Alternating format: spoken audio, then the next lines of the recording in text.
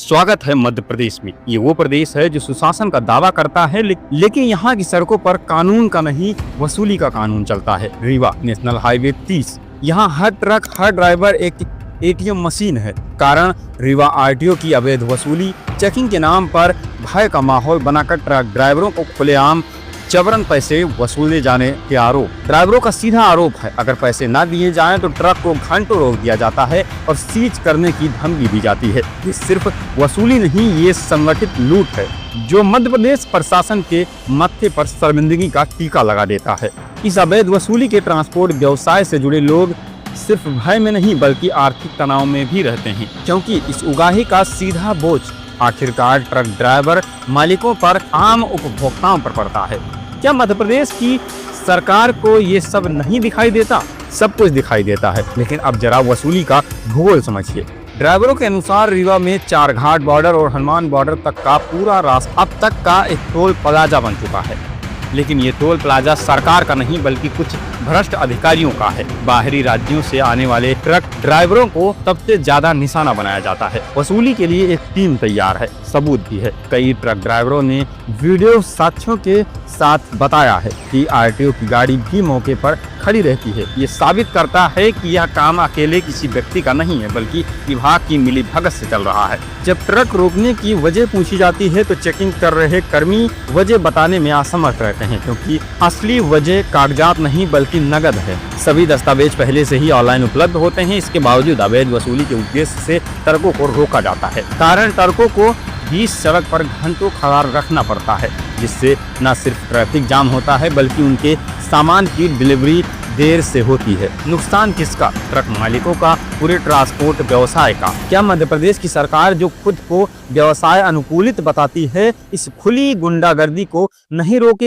बहुत धर्मपना करते हैं, बहुत ज्यादा ऐसा। तो ये कब से रहा है? इसका लगता है एक चक घाट होगा, रीवा हो गया, अनबना होगा, तीनों इसी का करता है। यहाँ पे भी कर रहा है, तीनों बारह का इसी का वसूली है। पैसे लेता कितना है ये? अरे इसका कोई 10,000 15,000 से नीचे बात ना करें। पेट्रोल अंदर 10,000 से ज्यादा ही लेंगे। कागज तुम्हारे रेडी रहेंगे तब भी? हाँ, हर एक कागज रहेगा रेडी तभी भी।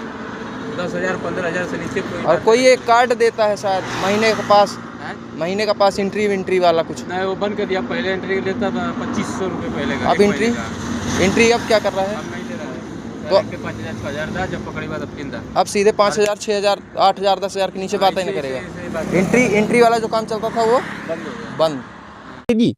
आश्चर्य की बात यह है कि ड्राइवरों ने बताया कि वे कई बार मीडिया और प्रशासन अधिकारियों से सक्षम शिकायत दर्ज करा चुके हैं, लेकिन कार्रवाई का क्या हुआ? कार्रवाई निराधार रही, कार्रवाई नहीं की गई। इस शून्य कार्रवाई का सीधा मतलब देखिए, मध्य प्रदेश आरटीओ द्वारा चेकिंग के लिए कितने सख्त निर्देश जारी किए गए हैं। चेकिंग केवल अधिकृत अधिकारी की उपस्थिति में ही हो, स्टाफ वर्दी और नेम प्लेट में रहे, चालान सिर्फ पीओएस मशीन से ही हो, बॉडी वन कैमरा चालू रहे। लेकिन हाईवे पर क्या हो रहा है? ना वर्दी की परवाह, ना पीओएस मशीन की परवाह, कैश का सीधा लेन देन। निर्देशों में कहा गया है बिना कारण 15 मिनट से अधिक रोके जाने पर कार्रवाई होगी। यहाँ घंटों तक रोके रखा जाता है, लेकिन कार्रवाई किस पर होती है? किसी पर भी नहीं। ये निर्देश, ये नियम क्या ये सिर्फ कागजों में लिखे गए हैं? क्या विभाग और मध्य प्रदेश सरकार को पता नहीं है कि उनके अपने नियम सरेआम तोड़े जा रहे हैं? अगर पता है तो क्या सरकार खुद इस लूट को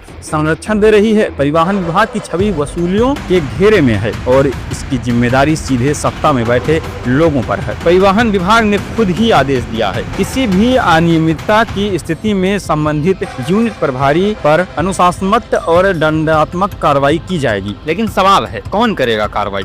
शिकायतें दर्ज कराने के बावजूद कोई कार्रवाई नहीं होती। इससे यही समझ में आता है कि यह धंधा ऊपर तक सुरक्षित है। अब देखने वाली बात यह है कि जमीन पर इस खबर और शिकायतों का कितना असर पड़ता है, या का ये धंधा इसी तरह चलता रहे। हम आज मध्य प्रदेश की सरकार से, मुख्यमंत्री से और परिवहन मंत्री से सीधे पूछते हैं, आप अपनी धूमिल हो चुकी छवि को कब सुधारोगे? क्या ट्रक ड्राइवरों को ये मान लेना चाहिए कि अब वसूली सरकारी टैक्स का एक अनौपचारिक हिस्सा बन चुकी है? जवाब जरूर दीजिएगा। इस खबर को दिया था हमारे सहयोगी रितेश तिवारी जी ने। मेरा नाम था आशीष और आप देख रहे थे अपडेट न्यूज। ऐसे ही जमीनी सच्चाई को देखने के लिए हमारे चैनल को सब्सक्राइब भी कर सकते हैं। चलिए मिलते हैं किसी नए अपडेट के साथ, तब तक के लिए जय हिंद, जय भारत।